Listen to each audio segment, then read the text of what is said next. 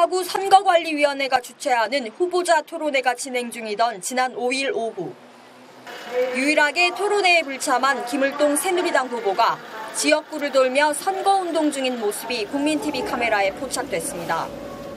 취재진이 토론회에 나가지 않은 이유를 묻자 김 후보는 토론회가 정책 대결이 아닌 후보 간 비난으로 진행되기 때문이라고 말했습니다.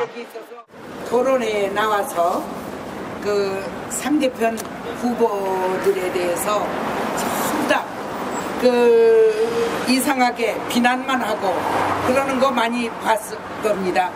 제가 여당 한 사람이고 또 야당이 두 사람입니다.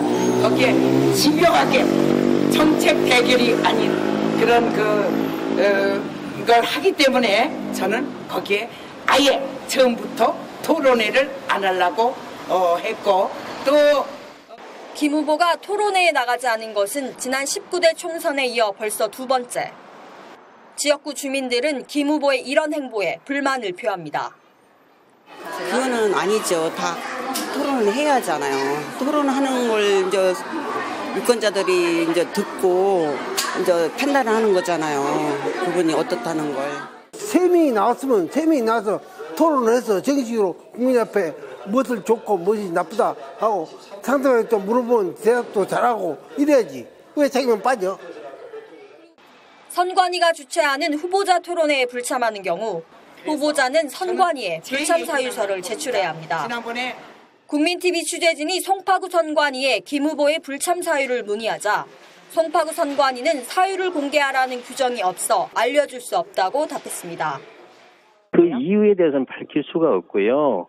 지금 토론회 할 적에 기호 몇 번 새누리당 누구 해가지고 불참했습니다. 그렇게 멘트가 나가고 자막이 나갑니다.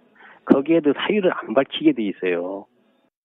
김 후보자의 불참 사유가 이미 조선일보에 보도됐다고 되묻자 선관위 측은 그런 적이 없다면서 불참 사유를 밝히면 선거에 영향을 미칠 수 있다고 재차 거절했습니다. 선관위에 확인된 결과 이런 식으로 보도가 됐더라고요. 글쎄요. 글쎄 우리가 확인한 적이 없습니다. 그렇게. 기자님뿐만 아니고 지금 다른 데서 몇 군데가 전화 왔었는데 똑같은 제가 다 답을 드립니다. 후보자가 우리한테 제출한 서류를 공개해달라는 것은 선거에 영향을 미치기 위한 그런 가지고 불공정한 행위는 우리가 할 수가 없죠. 김을동 후보가 불참한 후보자 토론회는 오늘 밤 방송됩니다. 유권자들은 김 후보의 공약도 불참 사유도 알 수 없는 토론회를 그저 지켜봐야만 합니다. 국민TV 뉴스 도혜민입니다.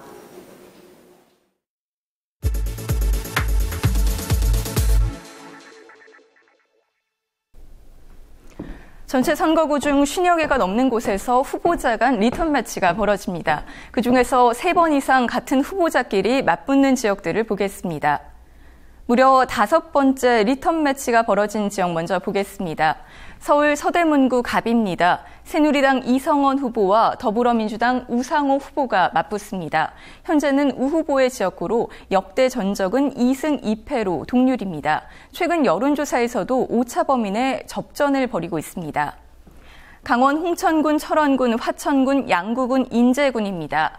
새누리당 황영철 후보와 더불어민주당 조일현 후보의 대결입니다. 16대 총선에서는 두 후보 모두 낙선한 바 있고 현재는 황 후보의 지역구로 전적에서는 황 후보가 1승 앞섭니다. 네 번째 대결 지역입니다. 서울 관악구 갑입니다. 더불어민주당 유기용 후보와 국민의당 김성식 후보의 격돌로 리턴 매치 지역 중에서는 유일하게 야야 대결 구도입니다. 17대 총선에서는 유 후보가, 18대 총선에서는 김 후보가, 19대 총선에서는 다시 유 후보가 승리해 서로 뺏고 뺏기는 양상입니다. 전적에서 1승 앞서고 있는 유 후보의 현재 지역구입니다. 경기 안양시 동안구 을입니다. 새누리당 심재철 후보와 더불어민주당 이정국 후보가 맞붙습니다. 현재는 심 후보의 지역구로 심 후보가 앞선 총선에서는 모두 승리했습니다. 충북 청주시 서원구입니다. 새누리당 최현호 후보와 더불어민주당 오재세 후보가 격돌합니다. 현재는 오 후보의 지역구로 최 후보와의 역대 선거에서는 오 후보가 모두 승리했습니다. 대전 서구 갑입니다. 새누리당 이영규 후보와 더불어민주당 박병석 후보의 대결입니다. 박 후보가 전적에서는 모두 이겼습니다. 세 번째 리턴 매치가 이뤄지는 지역을 보겠습니다. 서울 서대문구 을입니다. 지난 19대 총선에서 불과 625표 차이가 난 새누리당 정두원 후보와 더불어민주당 김영호 후보의 재대결입니다. 현재는 정 후보의 지역구로 역대 전적에서는 정 후보가 모두 승리했습니다. 서울 강서구 갑입니다. 새누리당 구상찬 후보와 민주당 신기남 후보가 격돌합니다. 18대에서는 구 후보가, 19대에서는 신 후보가 이겨 각각 1승씩을 거뒀습니다. 이번에는 신 후보가 민주당 후보로 출마해 구 후보와 더불어민주당 금태섭 후보와의 양자 대결 양상입니다. 경기 고양시 갑입니다. 새누리당 손범규 후보와 정의당 심상정 후보의 대결입니다. 손 후보가 18대, 심 후보가 19대에 각각 승리했습니다. 하지만 지난 총선에서 손 후보와 심 후보의 표 차이는 전국에서 가장 적은 170표에 불과했습니다. 경기 고양시 정입니다. 새누리당 김영선 후보와 더불어민주당 김현미 후보가 맞붙습니다. 여성 후보 간 대결로 현재 김현미 후보의 지역구입니다. 서로 각각 1승씩을 거뒀습니다.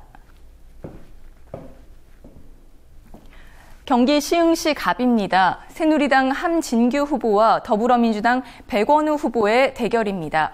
18대에서는 백 후보가, 19세에서는 함 후보가 각각 승리해 현재는 함 후보의 지역구입니다. 인천 서구 갑입니다. 새누리당 이학재 후보와 더불어민주당 김교홍 후보의 대결입니다. 18대와 19대 선거에서 모두 이 후보가 승리했습니다. 대전 서구 을입니다. 대전의 정치 1번지로 불리는 지역으로 새누리당 이재선 후보와 더불어민주당 박범계 후보가 격돌합니다. 18대 총선에서는 이 후보가 승리했고 현재는 박범계 후보의 지역구로 서로 1승씩을 주고받은 상태입니다. 부산 북구 강서구 갑입니다. 새누리당 박민식 후보와 더불어민주당 전재수 후보의 대결입니다.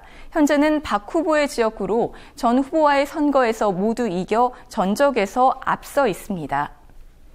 리턴 매치가 이뤄지는 지역들을 살펴봤습니다. 이 지역 후보자들의 행보가 곧 그 후보자의 공약입니다. 그리고 이에 대한 유권자의 평가가 바로 투표입니다. 박 대통령의 말을 빌립니다. 배신의 정치는 심판해야 합니다. 투표의 힘, 장부경입니다. 월요일부터 투표의 힘은 소수 정당 비례대표 후보들을 스튜디오에 모셔서 공약을 듣는 순서를 갖고 있는데요. 오늘은 정의당의 대표 공약이 무엇인지 들어보려고 합니다. 비례대표 1번 정의당 비례대표 1번 이정미 후보가 시간 여건상 스튜디오에 나올 수 없어서 김재 기자가 직접 가서 만나고 왔습니다. 첫 번째 질문 드리고 싶은 게 정의당 비례대표 1번이시잖아요. 네. 되시기 힘들었을 것 같은데 1번 되실 수 있었던 이유 좀 궁금합니다. 아무튼 우리 당은 다른 1당, 2당, 3당하고는 다르게 당원들이 직접 선출한 과정을 거쳤잖아요. 근데 아무래도 이제 정의당이 지난 진보 정치가 굉장히 어려움을 겪고 2012년 10월 달에 저희가 이제 창당을 했는데 제가 이제 창당 멤버예요. 그리고 나서 지난 3년 반 동안 당이 굉장히 어려울 때, 힘들 때 이제 당을 좀 굉장히 묵묵히 잘 읽어왔다는 그런 평가들이 많으셨던 것 같아요. 그러니까 당에는 이제 많은 비례대표의 정책 전문가들이나 이런 분들도 계시기는 하지만, 어쨌든 이 당의 정체성을 가장 잘 대변할 수 있는 사람, 그리고, 원내 활동과 또 당이라고 하는 정당 활동과 이것들을 잘 융합시켜서 좀 당을 이끌어갈 사람, 이런 것에 대한 기대와 신뢰, 이런 것들이 당원들에게 좀 많은 선택을 받을 수 있었던 그런 점이 아니었을까 이런 생각이 들어요. 아까 말씀하셨다시피 정의당이라는 것은 상징이라고 말씀하셨잖아요. 네. 본인이 그러면 어떻게 정의당을 상징할 수 있을까?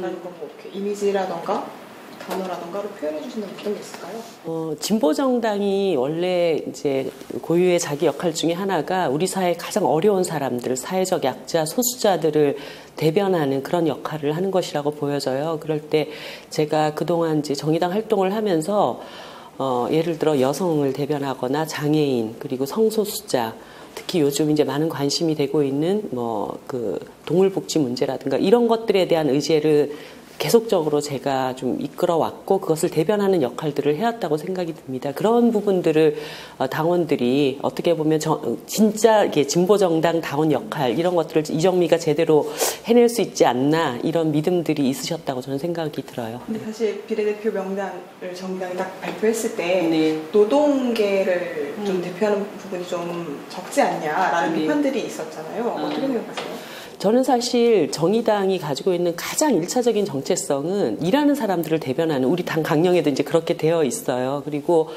비례대표 명부를 놓고 보더라도 저도 처음에 이제 사회운동을 노동운동으로 시작을 했습니다. 80년대부터 좀 노동조합을 결성하고 또 노동조합을 만드는 사람들을 돕는 일을 하거나 그리고 노동자들의 정치 세력화를 도모하는 일을 이렇게 함께 하거나 이런 역할들을 해왔고 그 후에 한 10여 년 동안 이제 당직 생활을 해왔기 때문에 그 앞에 이력이 좀 가려졌을 뿐이지 이제 그렇다고 생각이 들고요.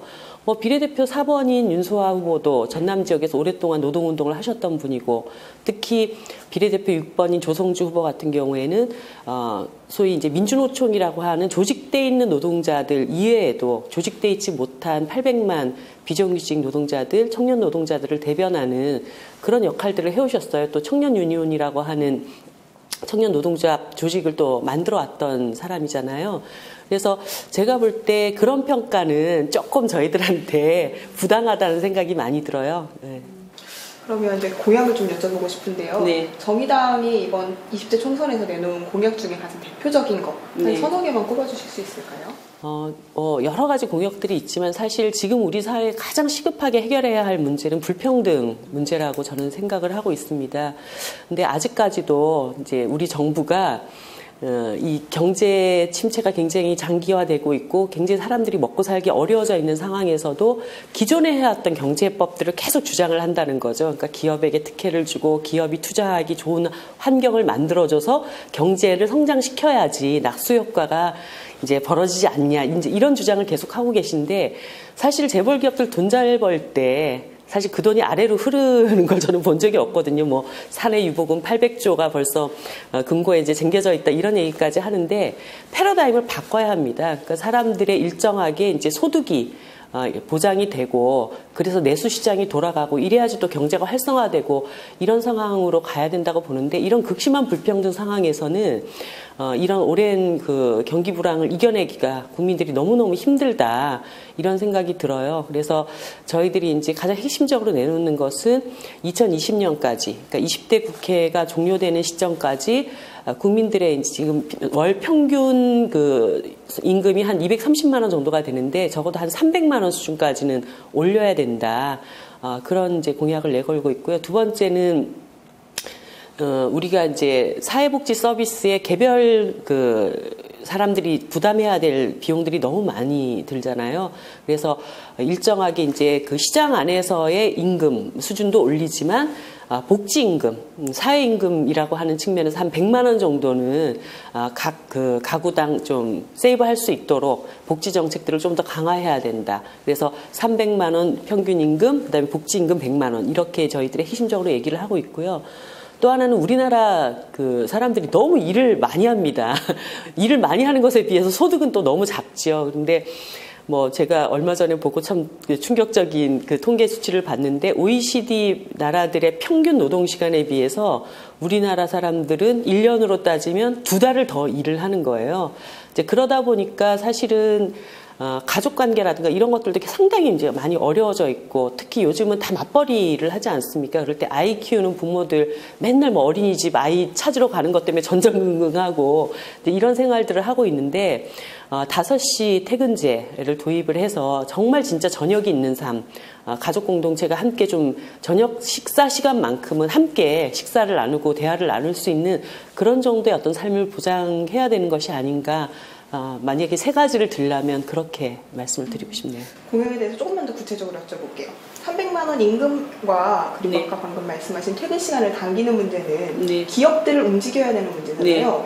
이거를 기업들한테 어떻게 강제를 할 수 있는 방법이 있을까요? 다른 나라 같은 경우에는 정부가 임금 정책들에 대해서 좀 주도적으로 정치가 그것을 끌어가는 과정들이 있다는 거죠. 근데 우리나라는 뭐 소득 격차 뭐 이런 얘기는 계속하지만 실제로 그 소득 격차를 줄이기 위한 임금 정책이라고 하는 것을 내놓지 않고 있습니다. 근데 국회에서 올해는 임금 인상률을 어느 정도까지 우리가 계도하자, 기업들에게 이런 것들을 요구하자, 이런 것을 만들어내고 기업들에게 그런 수준까지 올해는 임금 인상 수준을 6%나 7%나 이렇게 올리십시오라고 하는 것들을 좀 강제할 수 있는 여러 가지 정책적 수단들을 머리 맞대 보면 저는 충분히 만들어낼 수 있다고 봅니다. 모든 정책들이 있는데 임금 정책은 왜 없겠어요? 네.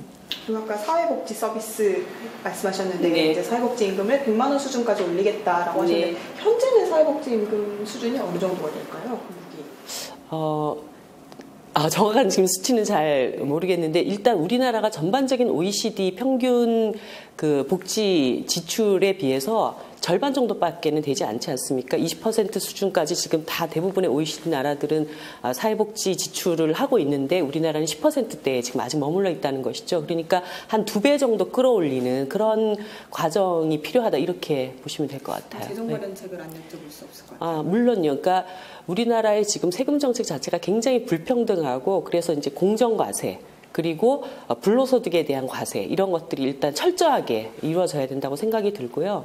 또 하나는 이제 사회복지세 문제는 저희들이 아주 오래전부터 얘기를 해왔습니다. 그러니까 오로지 이제 복지에 쓸 수 있는 그 예산의 목적을 분명히 하는 사회복지세를 도입을 해서 그것도 뭐 일정하게 그 차등적으로 주어질 수 있다고 생각을 하는데 그런 사회복지세를 도입해서 그것은 복지 지출에만 쓸 수 있도록 하는 그런 뭐 웬만한 그 유럽의 복지국가들은 그런 정책들을 다 실현을 하고 있고 복지로 걷어들이는 세금 자체도 우리나라가 너무 적기 때문에 그런 수준까지 우리가 일단 도달하는 것이 지금 필요하지 않는가 이런 생각이 듭니다. 네. 앞으로 이제 원내에 들어가셨을 때 할 활동들이 좀 궁금한데요. 일단 첫 번째로 가장 먼저 1호 법안을 발의하신다면 어떤 걸 발의하고 싶으신지 궁금해요. 그러니까 저는 이제 뭐 예전부터 그 출마하면서부터 그런 말씀을 드렸는데 사실 이명박 정부, 박근혜 정부를 지나오면서 사회적 약자 소수자들의 목소리가 거의 국회 안에 다뤄지지를 않고 있었습니다. 그래서 제가 기억하기로는 17대 국회만 하더라도 뭐 차별금지법에 대한 여러 가지 논의들도 진행이 됐고 뭐 장애인들의 이동권 문제들도 법안이 이제 발의가 돼서 그 당시에 소수정당인 민주노동당이 그것을 발의했음에도 불구하고 대다수 의원들이 그것에 찬성을 했고 그래서 저상버스 도입이라든가 이런 것들이 있었단 말이죠. 근데 지금은 그런 법안들이 발의조차가 굉장히 어려워요. 그러니까 자당 안에서도 이제 법안에 동의하는 의원들이 잘 없다 보니까 정치권 안에서 이런 사회적 약자 소수자들의 목소리가 제대로 대변되지 않다 보니까 사회 안에서 이제 혐오와 차별, 배제 이런 것들이 이제 엄청나게 심각해졌죠.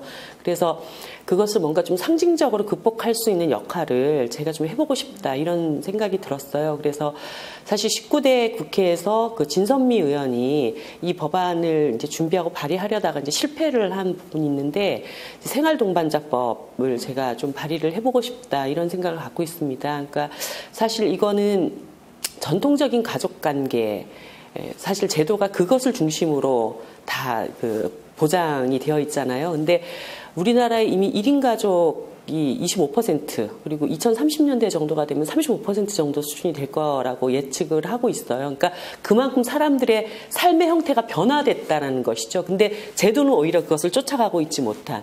그러니까 1인 가구들이 혼자만 살고 있지는 않다는 거예요. 예를 들어 가까운 친구들끼리 커플 관계를 맺고 가족을 형성을 하고 있다든가 혹은 요즘은 이제 다양한 어떤 섹슈얼리티의 어떤 이제 그 변화, 섹슈얼리티적인 어떤 그런 결합, 이런 그 가족 관계들도 있다는 것이죠. 그럴 때 이런 사람들에게도 일정하게 보험이라든가 여러 가지 사회제도적인 그 가족관계 안에서 보장될 수 있는 이런 것들을 보장해 줄 수 있는 법안이 나올 때가 되지 않았느냐 이런 생각이 들어요. 그래서 좀 상징적으로 그런 법안들부터 시작을 해서 사회적 약자 소수자들의 문제도 이제는 정치권 안에서 좀 제대로 좀 다뤄봅시다.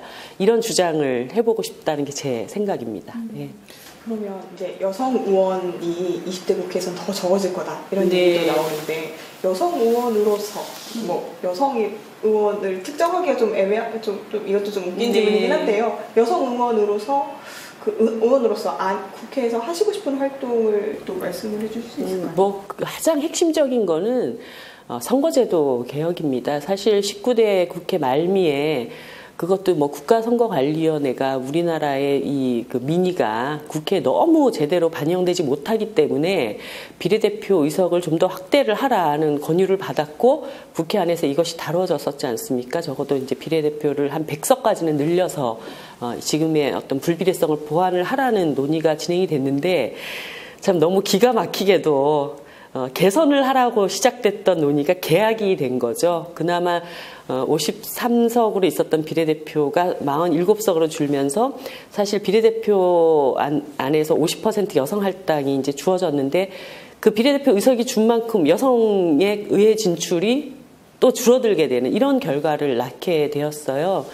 그래서 뭐 전반적으로 이제 민의를 정확하게 수렴하는 선거제도 개혁이라고 하는 측면도 있지만 특히나 여성들의 정치적 진출이라고 하는 것이 지역구 안에서 여러 가지 어려움들이 굉장히 많이 있기 때문에 비례대표제를 확대를 해서 그 안에서 여성 의원들의 정치적 진출들을 더욱더 확대해가는 이런 방안들이 좀 모색이 돼야 된다고 생각을 합니다. 그래서 제가 여러 차례 이제 말씀을 드렸는데 지금 뭐 국회에 많은 뭐 예전에는 3%, 4% 수준이었던 여성 의원 비율이 그나마 지금 한 15%까지 된 것도 비례대표제 때문에 시작이 된 것이고 그런 제도 개선의 어떤 혜택을 받고 국회에 들어간 많은 여성 의원들이 지난 19대 국회에 이 문제에 굉장히 목소리를 강력하게 내지 못했던 것에 대해서 저는 좀 아쉬움이 많이 있어요. 그래서 20대 국회에서는 뭐 의원수가 줄어든다 하더라도 또 현실적으로 그것이 지금의 선거제도 개혁이 가져온 결과이기 때문에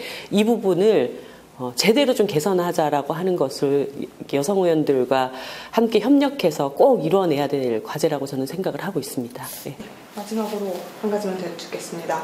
정의당 당번호 한 번만 강조해 주시고 이번 선거 모토 한 번만 강조해 주셨으면 좋겠습니다. 네, 정의당 기호 4번입니다. 사람들이 제일 힘들어하는 것은 뭔가 굉장히 불공평하다고 느낄 때인 것 같아요. 억울하다고 느낄 때.